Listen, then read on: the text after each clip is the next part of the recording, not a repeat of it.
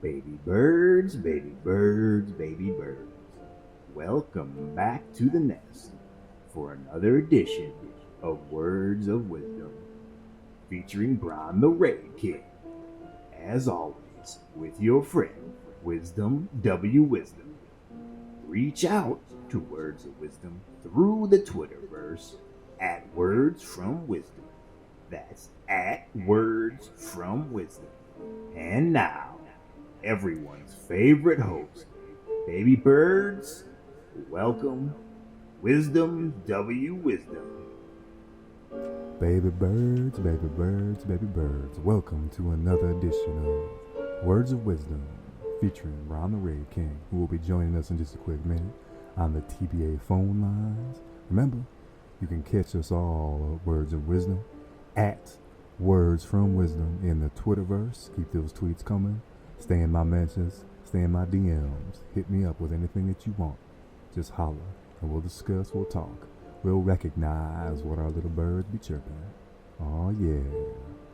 Hit us up via email, wordsofwisdom at teamcnd.com. That's wordsofwisdom at teamcnd.com.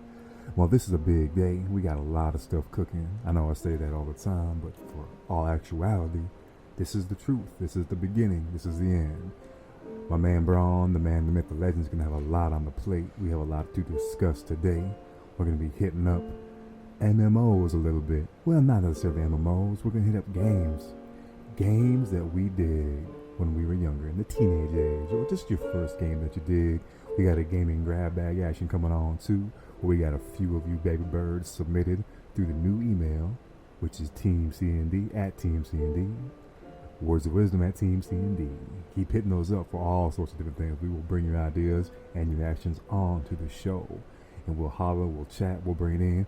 Heck, if you got some real good stuff, we might even bring you on the show unless you're a little timid baby bird. That's all right. We'll let you flock your wings a little bit and we'll see if we can get you up. Otherwise, we'll just discuss it between us. No worries. Like I said, this is not just my show. This is our show. This is all the baby birds out there. You're listening, you're hearing, you're beginning, you're believing. We're going to hear you. We want you to interact with us. We want a full interaction show. We want you to judge, criticize, rock and roll, shake the boat, you know? Let's hit the flow. It's going to be good times, great oldies, B96, you know what I'm saying? So everything that we're doing for you. This is our show, not my show. This is ours. Well, that's enough of my blabber, blabber, holla, holla, holla. We're going to stop, we're going to hit a quick break, and we're going to bring in the man, the myth, legend on the TBA phone lines, Braun the Raid King, right after this. Baby birds, baby birds, baby birds, welcome back to the bird's nest here on Words of Wisdom. Hit us up in the Twitter's verse, at Words from Wisdom, that's at Words from Wisdom, and of course, send your mentions, send your emails in to us at words of wisdom at teamcnd.com. That's words of wisdom at teamcnd.com. I'd like to welcome in my main man, the myth, the legend, everyone's favorite co-host, Braun the Raid King on the TBA phone lines. Braun, what's going on, brother? What's new? I'm trying to currently grow 2 more inches so that I cannot be obese like Donald Trump. So you're trying to grow 2 inches? Yeah, because my weight has always like if I go by the Trump metric, only my height can increase. So I'm gonna start my own girther movement by increasing my height, thus putting me in a different bracket for body composition, much like the president. Well, let me ask you a question, because this is somewhat interesting. Because back in the day, you used to hear about people. Hope to God they don't do this anymore, but they used to is put kids on those stretching tables. Right? Like those racks that stretches you out, literally stretches you out. So are you trying to bring that thing back? Are you on a stretch rack? Like, what's the deal, man? No, I was really just going off of sarcasm. I was trying to just get taller based off sarcasm, but no, the rack thing is interesting. I know in China, they actually have this problem in China and South Korea now where people are purposely having their lower legs shattered and broken and then stretched, like you said, and then the bones grow back a little bit longer, and they repeat this process. It's actually something that a lot of people are doing now, and man, that sounds, I don't know, I could never go through that, having broken a leg before. I don't think I could go through repetition of breaking my leg and then stretching me to make me taller. But I think it says a lot about the world's mentality. A lot of times, a lot of people never want to just be what they are. They always want to be something else. And in this case, some people just want to be taller. Yeah, interesting tidbit. It's funny you said China. That started ages ago, back in the time of Genghis Khan, a little bit after him, about a few hundred years after him. They would do in China for the princesses and the people of high royalty, right? They would break their feet in 4 places so they could get their toes to sit a perfect way and their foot to fit a perfect way and for the foot to be smaller into these special types of shoes. And it's, if you're thinking about it now, it's like, good gracious, that's just horrible. And how much pain that put those little girls in. They do it at 4 years old, 3 or 4 years old. They break their feet 4 different places, man. Crazy. Well, I know that the geishas or the comfort girls, I know that they just showed a lady, I think, saw a documentary or something on it probably 2 years ago where they showed how they wear like tiny shoes their whole lives and their feet will actually deform and conform and their toes will wrap around underneath their foot and all this just so they can fit in these itty bitty shoes, these geishas. Yeah, it's basically that's what they're doing in China, these princesses. It's pretty wild. It's wild. I mean, you look at cultures like that and when I look at my foot and I go, man, that's a wild culture. Who'd want to do that? But I'm not living in the time or the era in which there's a reason for it. Now, I can't really ever think, what's the great reason for deforming your foot and fit into small shoes? Maybe back then they didn't have people that can make big shoes, right? But I mean, just saying, like, I can't really judge and say, like, that's crazy because, I mean, I'm sure they had a reason for it. But then again, they probably just wanted to make women get punished somehow, so I guess maybe a good reason for it. Yeah, why change history? That's the way it's been through history for all time. Punish women. Punish people Right. that look different. Punish anybody. Well, the strong punish the weak. I mean, that's just how it is. And sometimes they do it under the guise of trying to be benevolent, but most of the times it's just they want to be dicks. Speaking of punishing weakness, man, let's talk about a little Darwinism here. And the Pod Challenge. Was it the Tide Pod Challenge? Have you heard about this thing what these kids are doing, man?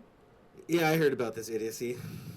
So, I know you should say idiocy. I heard there's been no fatalities, which I don't understand how that's possible.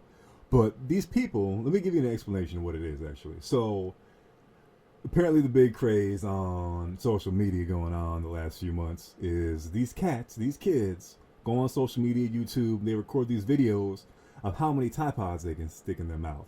And I thought it was like, I don't know if you ever played the game Pudgy Bunny, where you stick as much marshmallows or Skittles in your mouth, and whoever can fit the most wins. I thought that's what it was. They're not. They're eating these pods. They are physically eating these chemicals. What the hell, man? No, wait, they're actually I thought they just put them in their mouths and it was like a gimmick. Somebody's actually biting these things? I heard that's what it was. They're biting, isn't it? Oh, maybe we gotta do the Google machine, man. Maybe we do Here's some the thing, research. man. People died doing Chubby Bunny. People have died doing that stuff, sticking too much food in your mouth. Hey, come on. When you're raised, your parents slap your face if you put too much food in your mouth. But now we're playing games. We forget these things our parents teach us, and we go and turn into a game, and then we realize later, go, oh, that's why they did it. So don't choke on food, right? People have died doing Chubby Bunny. So maybe there's not a fatality yet, but you're talking about, one, a chemical in your mouth, right? I'm sure it's some type of detergent or bleach, but two, the manufacturing of those things, what's on the outside? What's on the outside of that capsule that you're putting in your mouth? That's what I'm more worried about, is what random chemicals on the outside of that thing. Yeah, I don't even know, man. It's got to scare you with kids, man, having younger kids and seeing this stuff, how ridiculous people are doing. That's the problem, is that it's younger. I think now that you're saying it's like, yeah, I think they said like 7 people have died to it or something like that, but it's like 5 old people and 2 infants. So like the old people are just like demented and didn't know that they weren't eating a tasty snack. And then the kids were just young, and it looks like food to put in their mouths. So I think it's just a matter of time. What's going to happen is somebody's going to be like, I'm going to do the 12 Tide Pod Challenge, and they're going to ingest 12 of them, and that guy's going to die. Yeah, it's absolutely ridiculous. I can't even imagine if I had like a 15-year-old kid that was doing the video. How bored are we? How bored are we now? This just screams, how bored are our kids? How bored are our kids that instead of going outside or just playing Xbox, or just go out to a kegger, that they're now saying, we're so bored with all that, we're going to start putting chemical pods in our mouths because it's a gimmick on the internet. I don't know. Like, you've seen Idiocracy, right? Have you seen Idiocracy? I have not. That's a documentary on what the current times are. People are just getting so bored that we become dumber. And this is just an example of it. I'm not saying that smart people don't put pods in their mouths and bite them, but I can guarantee brilliant people aren't putting Tide Pods in their mouths and biting them. I'll go against you on that. I don't think anyone of superior intelligence is doing it. I would hope not. That's just absolutely ridiculous. I don't know. These kids just do crazy stuff, man. I don't even understand it. With all the phones they got, like cell phones and all the kind of jazz they get when they're like 10 years old, it's just absolutely insane what they have at the tip of their fingertips. You know what I'm saying? It's crazy and wild. I don't even know what y'all do with these kids. I couldn't even imagine it. Couldn't even imagine it. Couldn't imagine me with cell phone and having all access to it when I was a little kid. I would have been crazy. Oh, I tell people all the time, even tell my wife, I go, I couldn't even imagine being who I was back in school with the ability for certain people to send certain photographs to my phone. Like, I don't know how people even graduate school anymore. Like, you want to talk about a distraction. I don't know how people would do it. I don't know how they do it. I don't know how anybody gets to high school. I don't know how anybody graduates college anymore. I'm starting to think that people just show up now and somebody's just...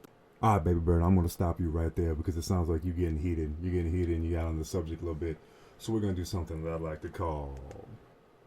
It's time to shake your fist with our very own Braun. What is Braun going to shake his fist at this week? All right, my man. You got this differential learning thing going on, and we're getting all talking about these kids and their Darwinism and their levels. Why don't you just hit it, baby? Just hit it. I think what we're doing is we're just dumbing down kids as a whole, where they're getting bored to where things that are just dumb are funny to them. It's like, it used to be that somebody farted in front of you, and that was hilarious, but now you got to eat a Tide Pod to get in there. And up here in the Washington State, they don't even do homework. I took my kid, registered him for school, they told me they couldn't do homework, and I asked them, hey, why aren't we doing homework? Homework, breeds a little bit of responsibility for both the kid and the parent, gets everybody on the same page. They said it was because most kids don't bring the homework back right now, and so they have to fail more kids. And when they fail more kids, the numbers go down. When the numbers go down, the funding goes down. So we're basically just lying to people. We're just dumbing our kids down for the sake of funding for a school that's just going to dumb your kid down. And I just see the repercussions of it. I mean, there's like kids nowadays talk shit back to their teachers. I mean, I don't know where maybe other people grew up, but where I grew up in a small little podunk farm town, the stuff I hear people say now, I couldn't even imagine saying to my parents, let alone a teacher at the school. I think what you're seeing is a bunch of overworked people not making any money, being in charge of raising our kids on some level, because nowadays parents don't even want to raise their kids. They want to ship them off to school. When they come back, they want to ship them in front of the TV. And school athletics seem like they're at an all-time low. And so really right now, I just have this problem with tripod, and then it gets glorified. I don't know how many parents are out there videotaping or laughing along with their kids when they're sticking chemicals in their mouths, but I'm sure they have to be out there. These parents, these best friend parents, they're just doing a detriment to everybody. They're making the society worse. They're dumbing everybody down. We're taking away responsibility, and I don't like it anymore. I think the way that you have to get people back online is, sure, putting a pod in your mouth might be funny to the first guy, and then everybody calls that guy an idiot. But then, like, all the idiots get together and start doing idiotic things, and it becomes a trend. And everybody's like, oh, look at these idiots. It's so funny. No, they're idiots. We need to stop being idiots, people. Stop being idiots. All right, baby birds, we're having a little connection problem with our man, the myth, the legend, Braun the Raid King. He's on that TBA phone line, and he's having a little connection problems. But I believe he's coming back in, and we got him back, and we're good, ready to rock and roll to hit the airwaves. Now, he was talking about education system. I'm looking this up, though. It's not just the Tide Pod challenge. I think everyone is just throwing out there to see what people will do. The stovetop challenge. You seen this, Braun? You see that video? Yeah, I saw this video. This is we're devolving. Why don't you explain to our listeners what this video is? It's the de-evolution of humans. It's a video where now you turn your stove on till it's red hot, piping red hot, and then you go and just place your arm on it. I don't know. It doesn't appear to be like for any period of time, or you have to make any type of thumbs up gesture while doing it. It looks like you just literally put your big old meat arm onto some type of hot oven stovetop and just burn yourself. Because masochism used to be something that you looked at people and said, man, that's messed up. and now we're doing it to challenge each other, to burn each other, and it's bad. We're becoming dumb. Well, you know, I used to do when I was a kid, right, with candles. Me and my boys, my friends, would do. You held the candle, you light the candle, and then you'd like put your hand as close as you could to it, hanging above it until it gets hot. You flip it around, and you'd see who get closest without that stuff. But we never physically like stuck our hand in the oven. So this is, you take. I'm watching this video. What the? All right, so this cat. And this cat looks like, I ain't gonna judge, but this cat's probably got. He looks like a guy who put his arm on a stove. Let's just be honest. He looks like that guy. Yeah, so he's taking his arm. He's like, hey man, you ready for this? Hey man, I'll take my arm. Hold on. You got. He's got the meth long white. He's a white guy. He's got the meth old hair. He's got his shirt. Like this is the guy who put his arm on a stove. Like how are you? And this guy's gonna have kids, people. This guy's gonna have kids. And these kids are gonna grow up, possibly make decisions for us. And he's putting his arm on a stove. This is the parent. This guy's gonna raise them, right? He doesn't look like what's he like early 30s, maybe late 20s. This is not a kid in college goofing around. This is an adult male who believes that putting his arm on a stove and burning himself for internet glory is some type of awesome challenge we all need to participate in. Just think, baby birds, his kids could be intermingling with your kids. And we could have crazy dumb kids made. We need, yeah. So what you're saying is we need to microchip people. I get it. Like if the government ever wanted to sway me on microchipping, they just put this stuff on national TV all the time and say, "Look where we're going. This guy could raise your kid. This guy could teach your kid." Like I don't know. This you could send your kid over to this guy's house to hang out with their friend, and this is the guy hanging out in the back room, burning himself for internet fame. Like I get to the point where I start running out of words to just say, why don't we just calm down? Everybody just calm down. Let's stop the self-mutilation. Let's stop the poisonous chemicals in the mouth. Let's stop dumping water on people who aren't wearing white t-shirts, right? And let's like put that energy to something else. We gotta put that energy someplace else because this is not gonna work for us. Like where? Like science? Because we ain't doing that. I mean, I guess this is science. I mean, I haven't technically ever seen a guy burn himself in front of me just to show me. I worked EMS medicine. I've seen plenty of burn victims, but I never had a guy go, hey, check this out, and then burn himself. So, I mean, I guess that is kind of science, right? He's going there. What about you, and you told me during break, what about your boy, Sergio? What about him? Oh, yeah. When I worked at McDonald's back in high school, I worked on the grill and started on the grill like we always do, and the guy in the back that worked with me, this guy named Sergio, one night we were on cleanup and we were just cleaning up the stuff and I was mopping or whatever. And he was just dancing around back by the grill and slipped and put his whole arm on the grill top at McDonald's, right? It burned just like that guy's arm. It just burned it, straight up on the thing, just cooked him. And Sergio had to walk around, I think 4 or 5 months with like one of those burn wraps around it because he burned himself. That was horrible for this guy, and he's at work, and he didn't want to do that because it affected his job and his ability to make money. This guy's just doing it. This guy has no job. This is what it is. This guy has no job. We're getting to the bottom of this. This guy's life is he has no job, right? Or he's a drummer. If he's a drummer, then it's kind of cool. You get the burn on your arm when you're playing drums. Pieces of your skin flake off and hit the fans. I mean, that's kind of like a gimmick, right? I maybe go watch people get hit by flesh. But this guy has no job. So his idea of like, I'm bored, I can't watch daytime TV because it always sucks. I'm out of drug money or beer money or the ability just to go out and not be in this. I mean, it looks clean. I got props, it looks clean, but he's like, I'm just gonna go burn myself in front of my friends. So if anything, this shows you like how good of a friend is this? This guy makes the worst decisions in front of you, and the idiot cameraman who's his buddy makes terrible decisions because he's like, I'm gonna let my friend burn himself because I'm a friend who's gonna videotape it. So yeah, there's no winners here. No, we're all dumb because not that this could catch on and become viral, but if just like 4 or 5 people do it, we're dumber.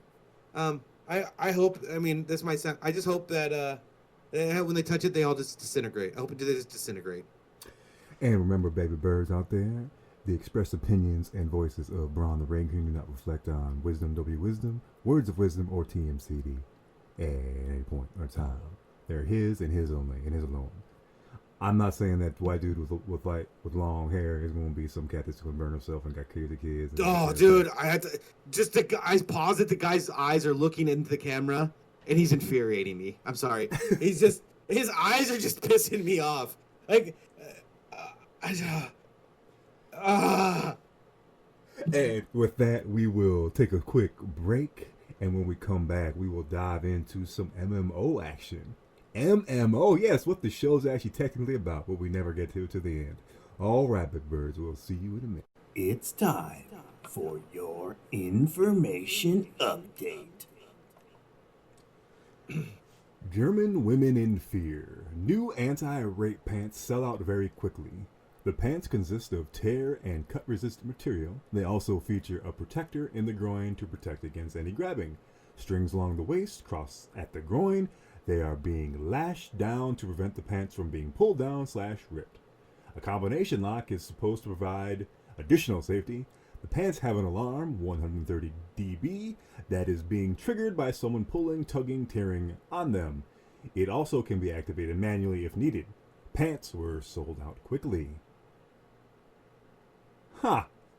Well, I'm for anything that helps. So that's very interesting. They're rape prevention pants. We suck.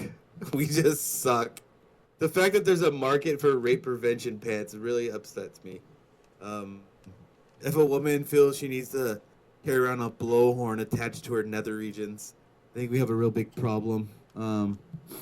I'm hoping that when they sold out, it was more of the fear. Like I could get a woman being afraid of being raped, and I'm hoping it's more of the fear of being raped as opposed to people who have been raped and now are wearing these to protect against a sexual assault. But yeah, this is one of those things where we're one step away from just covering people in bubble wrap or putting women in knight's armor and having them walking around in that. Or just having them all have armed bodyguards. I think we need to figure it out because in Germany these sold out. Is that what you said? They sold out in Germany, or is this like a worldwide thing? German women in fear, so I'm assuming in Germany they sold out instantly. So that Oktoberfest. I guess that's almost a year away. Maybe we're just gearing up. Maybe there's just so much sexual assault during Oktoberfest that this is just one of those good items. I'm hoping it's more of just irrational fear taking over and people want to just feel safe, which I guess not really a fear if you're just buying it to make yourself feel safe. But yeah, I'm hoping that we never have to hear about these working. This is a weird way of saying it.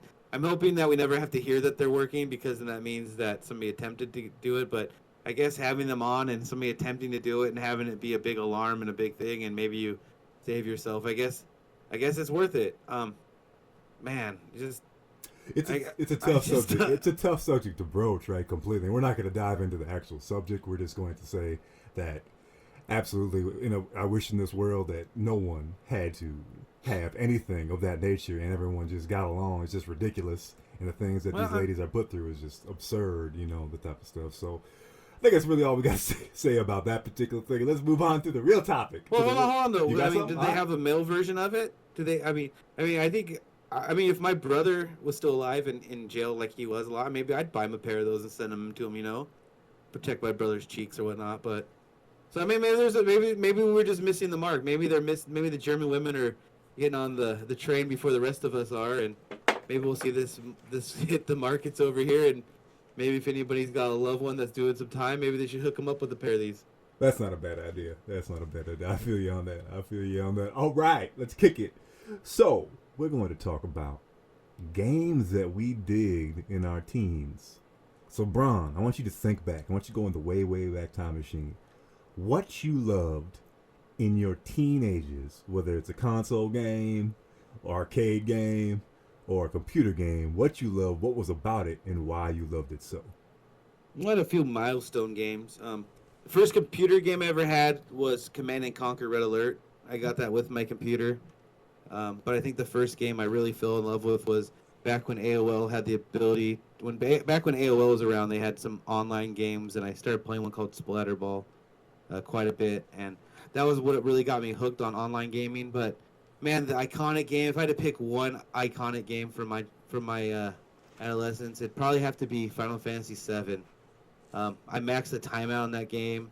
I can remember it was the summer between my sophomore and junior year of high school, and I just probably sat. I laid in bed. We had those big box TVs back then, and my parents bought me one of those mounts for the wall, so like stuck like 6 feet off the wall, so you could swivel mount your big old box TV. And I just laid in bed and played Final Fantasy VII and listened to R&B music off the radio. So you were like a Probably rich almost kid. an You were like a entire rich summer. little kid, man. I mean, like certain songs will come on. Certain songs come on now. Notice how you Remember, glossed what over was that song? I got Remember, you. what was that? I noticed how you glossed over that comment. You're like a rich kid then, huh? You got a TV mount on your wall when you're a sophomore in high school for one of those big ass square TVs, man. That's crazy. I never seen anyone have that in the house. Well, no. I mean, big for me. I'm saying like it was probably like a 22-inch TV. It's big for me. Like I mean, I just remember it being big because it was like it's not like a flat screen, you know. It's not a flat screen like we have now. It was like the old computer models, the CRTs. It was like that big boxy thing, and we had computer like even TV mounts back then for them. I think we got the TV mount at Costco for like $55, and put the TV up on there. I can't remember if I even had a remote for the TV, if I had to go up there and change the channels manually. So it's not like it was a big screen TV, but it was like I'm talking more like big, like size. Like just it took like 2 people to put it up there because it was just high up. But yeah. I sat there and listened to R&B music, like what's that song? I think it's I don't want to get it wrong, but it goes, "Boy, I've been watching you like a," right? You know that song? Oh yeah, absolutely. Yeah. That song comes on the radio or anytime, and I'm instantly laying back in my bed in high school playing Final Fantasy VII. So I think that was really the big one. But I got the original Nintendo back when it came out. I got the Mario Brothers and the Duck Hunt on that Easter when it came out back in the day, and so that was pretty iconic too. But yeah, Final Fantasy VII, man. I was more of an RPG nerd back then. Still am a lot. I had a lot more attention span I think back then because I couldn't wait to read all of the chat dialogue and figure out the storyline behind everything. And I think now I'm in that spot where I just kind of want to just get to the next thing. So yeah, I think that was an iconic game. I think that's the game that really got me into RPGs, and I think I've been chasing the Final Fantasy VII rabbit for the last decade or two. Did you play the Final Fantasy MMO? Did you play that? I did not. No, I did not play the Final Fantasy MMO. I heard I had a couple buddies who played it. I think they said that you can only solo for so long, and then you had to group. And I was at that point in my life where I was like, I don't want to fuck group with nobody. I just want to go get shit. So we just had a submission of someone else's game that they like too. So we'll do a little grab bag here in a little bit too. We'll talk about Bron's favorite game. We'll talk about one of my favorite games, and we'll answer some ones from a couple cats that have listened to the show before and responded to emails. So you got the Final Fantasy. What else you got? Is that the main one? Is that your main thing? That got you into the it? first game I can remember recording and playing through. I don't remember if you remember Narc from the old Nintendo, from the original Nintendo Narc. Narc. You talking about the game that was an arcade game first, and it was... It might have been an arcade game. I just remember the first time being exposed to it was on the Nintendo system, NES, and I remember it was the first game where I learned you could put a VCR, hook the game to the VCR, and then run the VCR to the TV or however I did it, and you can record your gameplay on VHS. And I can remember I recorded Narc all the way through, and then the first Ninja Turtle side scroller, not the original one on Nintendo. I can't remember which one it was, but it was the side scroller, the arcade version, and they put that on the Nintendo, and I can remember recording that one. So those are pretty iconic. But I mean, you always got the Zeldas.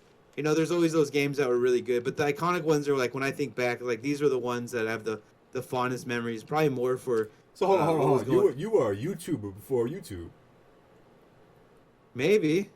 You recorded. I don't know anybody that recorded their games like that. That's crazy because you had to do a crazy setup to do that, right? Yeah, it was just I think you had to hook the VCR, the game system, to the TV. There's some way you had to interlock the TV, the VCR, and the game, and then you just record it. And I think what it was me and my buddy Ryan, we'd beaten the Ninja Turtles game before, and so after that moment, we're like, well, let's record the games that we've beaten. So, you know, we played Narc and beat it, and then we played the Ninja Turtles one and beat it, and I think after that we watched WrestleMania, so it kind of fell off. So, but we'd record video games back then and make our. I think a couple years later we had recorded like the original Metal Gear, the Jaws game on Nintendo. I can't remember. There's just so many. Ghouls and Goblins. Maybe that was Super Nintendo. But yeah, we used to record them all, and then my buddy ended up making a mash cut at one point where he put all of our highlights on another tape. So he was probably the original YouTuber. I got you. Well, I know my first experience with a game was I lived in a lot of different places when I was younger. I lived with my auntie, my mom, my dad, all sorts of stuff. And I was with my mom at the time, and I remember my brother is a few years older than me. He started playing this game called Ultima Online on dial-up, man. Like it was 36.3 or 36.6 or whatever the speed was back then. And he was playing Ultima Online, and I was just watching over his shoulder because you know how older brothers are.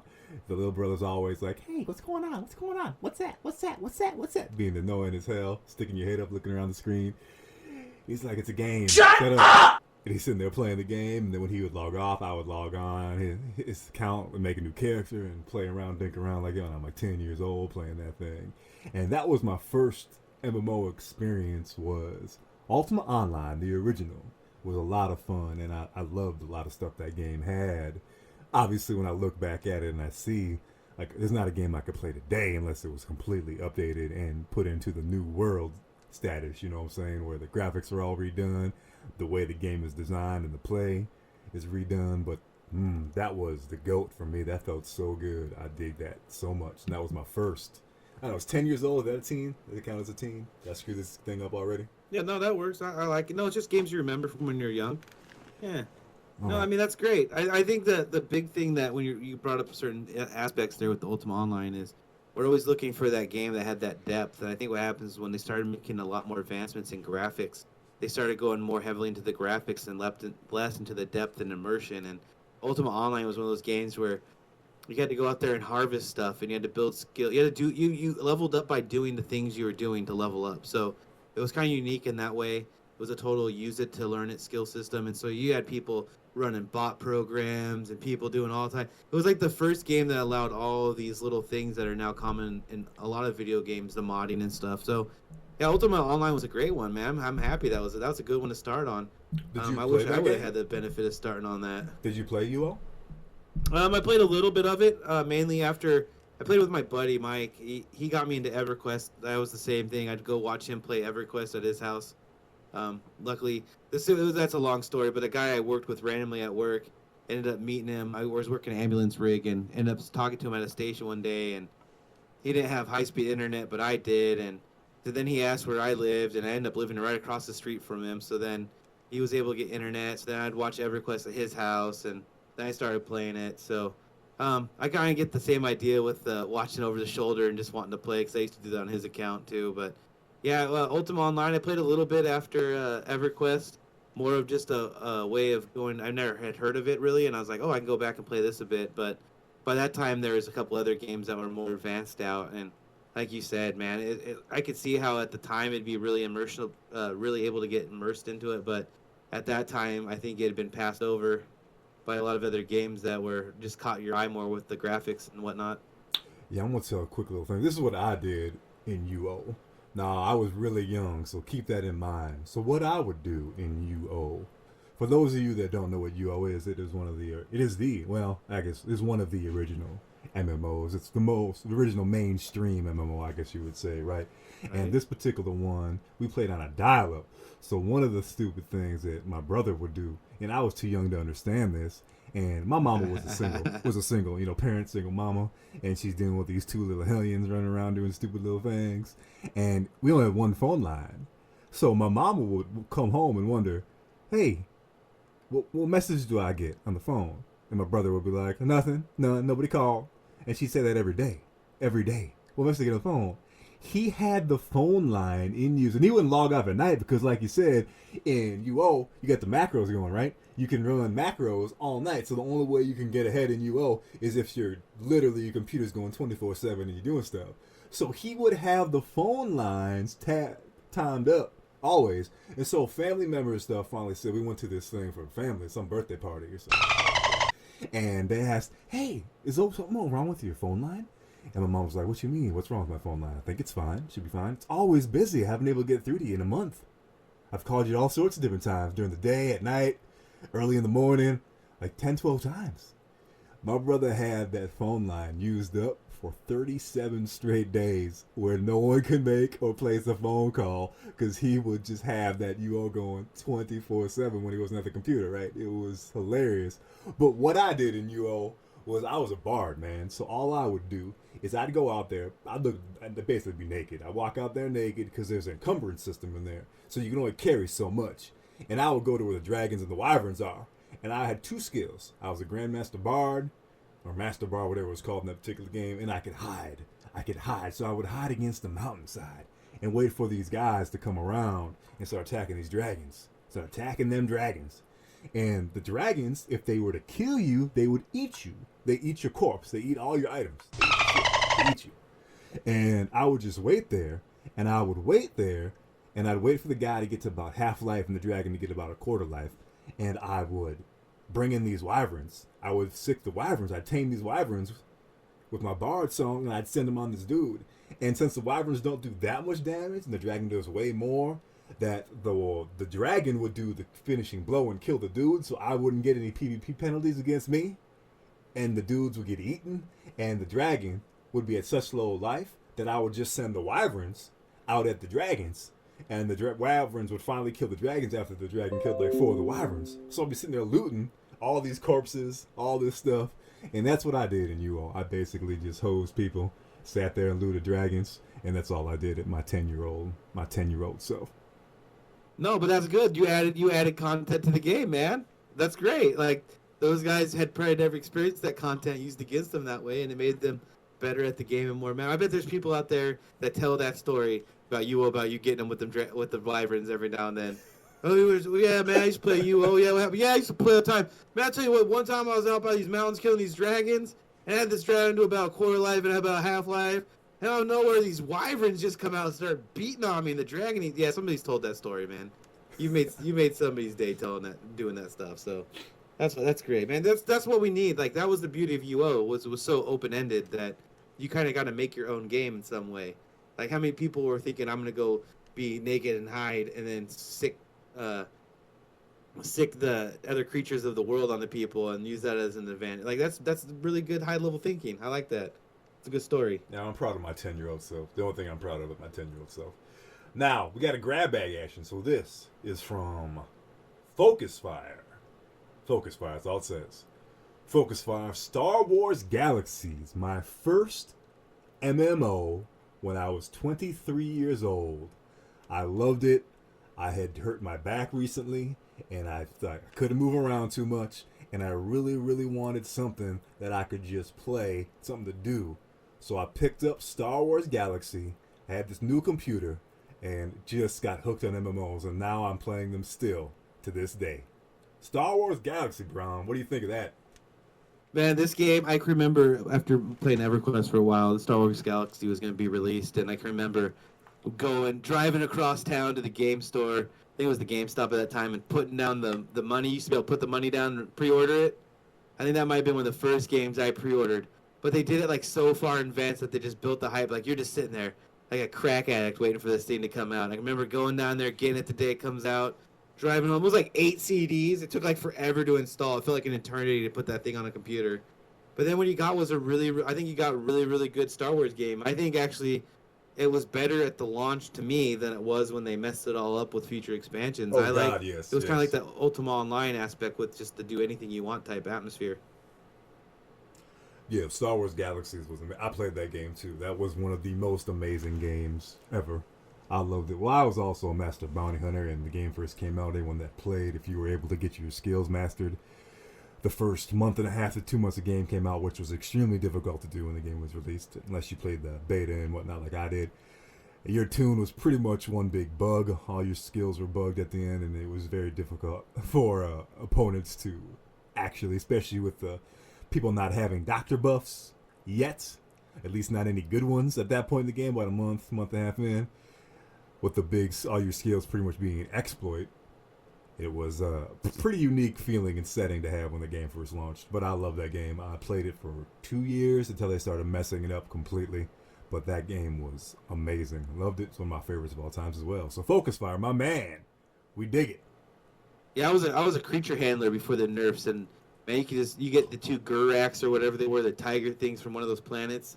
Spent hours to get them. You get 2 of them, level them up. There's not a class in the game that could beat you.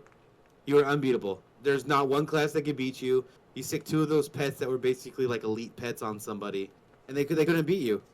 At them, you're hitting them with pets. They needed to.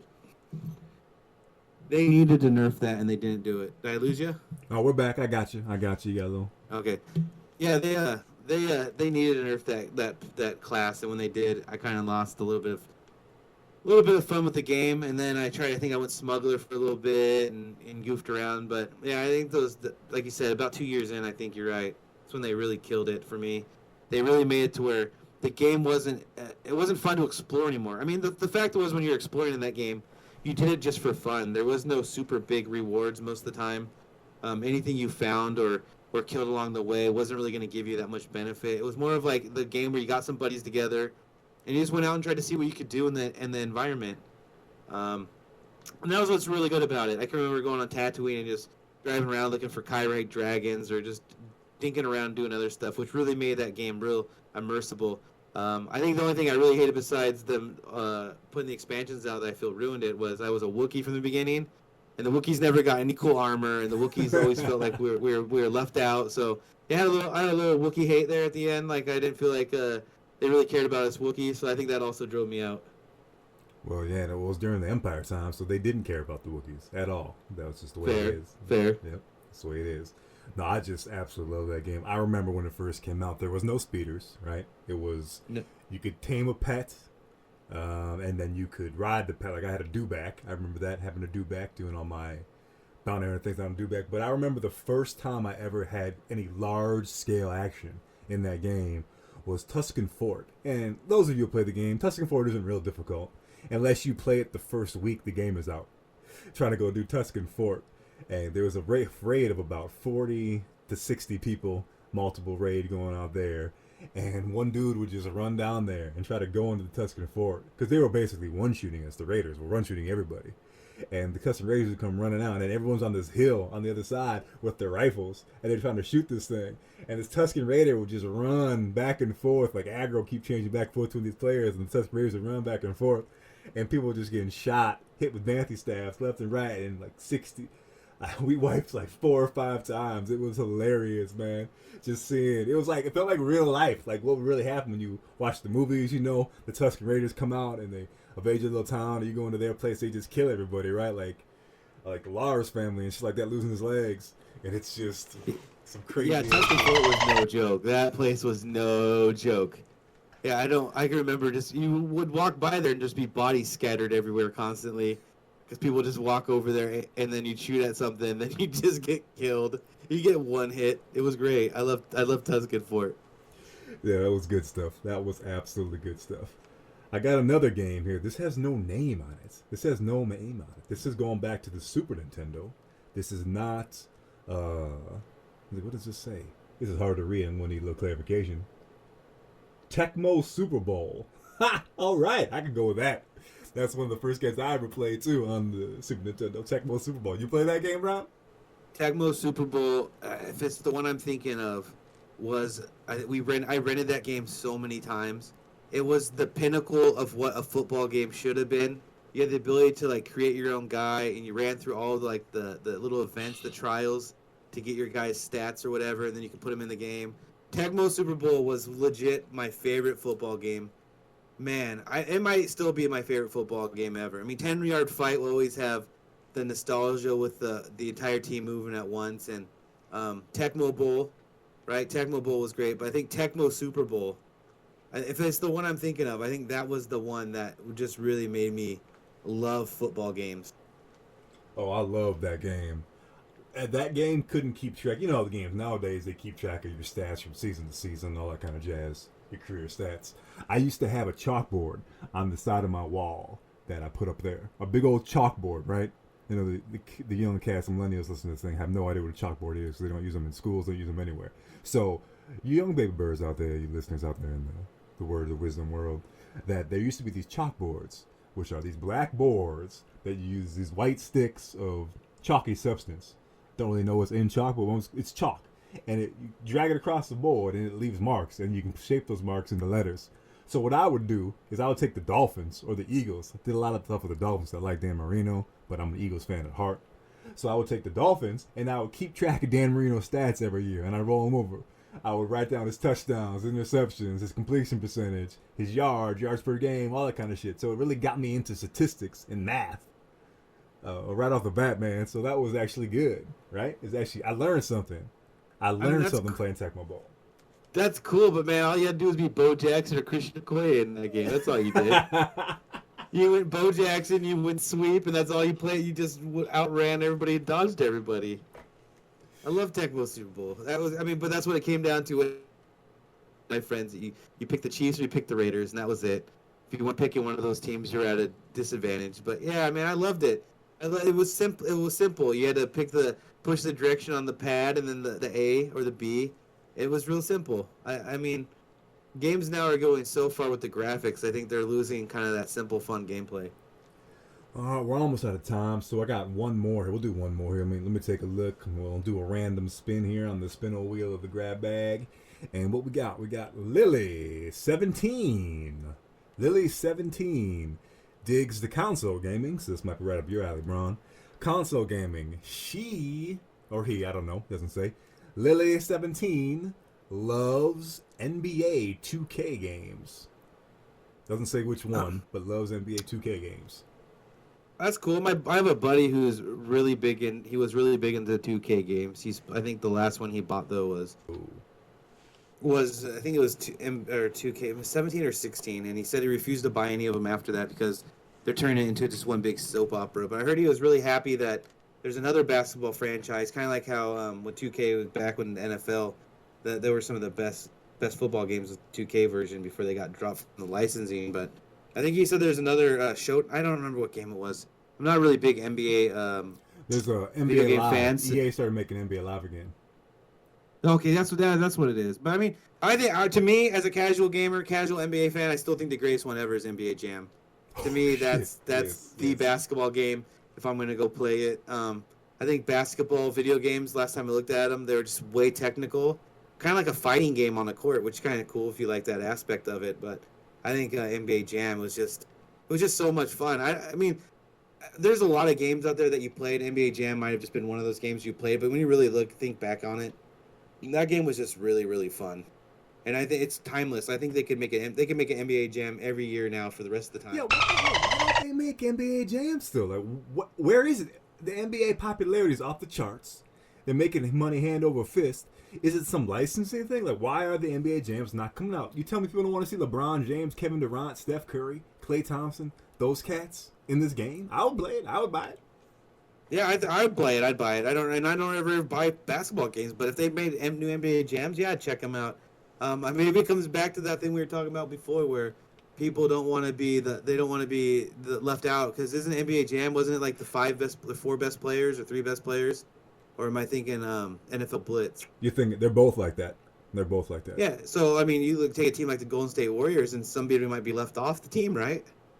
Well, they did in the later versions of NBA Jam is there were subs on the team, so you could rotate. So there was 5 guys you could choose from. So in Golden State, you choose from the big 4: Draymond, Steph, Klay, and Kevin. And just one of them wouldn't play. Yeah. Okay. So I mean, that'd still be good then. So I don't know. It has to be licensing, or whoever owns the rights to NBA Jam just doesn't want to sell it and or has the money to make a new one. Sometimes it ends up being that where a company keeps its IP but doesn't ever sell it off to another company to remake it, and then it just dies. That's happened a lot. There's a lot of great games that are just dead because somebody who's not even a marketer anymore owns the company or owns the right to the title still. So maybe that's with NBA Jam. I want NBA Jam now. I'm getting psyched up for it. I mean, I wish I had NBA Jam. I'd play it right now. Yeah, that stuff was great. I'd love doing that. That was one of the ones you went to the arcade when you're like 12 years old, and you put the quarters up on the machine because you want to be next. And you want to play that cat next. Oh man, that was such a fun game. I love that game. Love it to death. I mean, it's one of those games where he's on fire. I mean, it's in the common lexicon of not just sports, and I mean, I don't know if people say this much anymore, but people still use it, and yet it's not even out there anymore. Come on, that's a catchphrase. You have a marketing gimmick. If If you just put a commercial up and it looked like a basketball game kinda, and then they just put the words "He's on fire" with Dick Vitale or something, I would be jacked. I'd know that NBA Jam's coming back, and I would be so excited. So, yeah, I don't know why they're not making it. I think we need to figure out who's behind it. Maybe get a Kickstarter going because I'd love an NBA Jam. I agree completely. I love NBA Jam too. And after a big game of NBA Jam, you know what's fantastic, Ron? After a game of basketball? What's that? A cool, refreshing bottle of Pureda Springs. Pureda Springs water. Cool, relaxing, refreshing. Sit back, quench your thirst with Pureda Springs. Pick one up at your local mart today. And with that, ladies and gentlemen, that's the end of our show for today. So we're going to, well, I shouldn't say that. We're going to come back here in a quick minute and wrap things up. But we are done, baby birds. Braun, you got anything to say to the baby birds before we roll out? If you're a parent, make sure your kids don't eat chemicals. And if you're a kid thinking about eating chemicals, don't be retarded. Well, you heard it here, folks. Knowledge is power. That's right, kids. We'll be back to close out the show after this. And we are back, baby birds, just for a quick minute. We are ending the show like we always end the show. First, you can hit us in the Twitterverse at Words From Wisdom. That's at Words From Wisdom. And stay in our emails. Submit those questions. Submit those truths. Words of Wisdom at Team CND. That's Words of Wisdom at Team CND. And baby birds, I will leave you with this to ponder for the week. I believe in the deep blue sky and the smiling water. I can see through the clouds of the sky, and I'm not afraid of the waves of the sea. I believe in the living friendship given by flowers and trees. Outwardly they die, but in the heart they live forever. Little paths through green woods I love, and the sound of leaves on the ground, or of a nut falling, or even a broken twig. I believe that the days to come already feel the wonder of the days that have passed, and will permit the wonder to endure and increase. I believe and love my belief in, and my love for all of these things, and most of all, I believe in and love the source of my belief and of my love. And baby birds, I will leave you with that to ponder as you flock away from the nest. Until next time.